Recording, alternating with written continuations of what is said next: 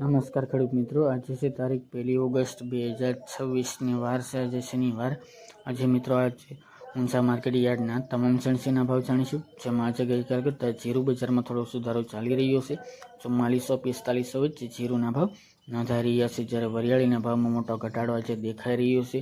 અજમો હોય તેમજ રાયડાની બજાર પણ સ્થિર જોવા મળી રહી છે। હમણાં જીરું સહિતની અન્ય સણસીના ભાવમાં કોઈ સુધારો આવે તેવી સંભાવના જણાઈ રહી નથી। તો ચાલો મિત્રો આપણે જાણી લઈએ કે આજે રાયડો, જીરું અને અજમાના ભાવ શું ચાલી રહ્યા હતા।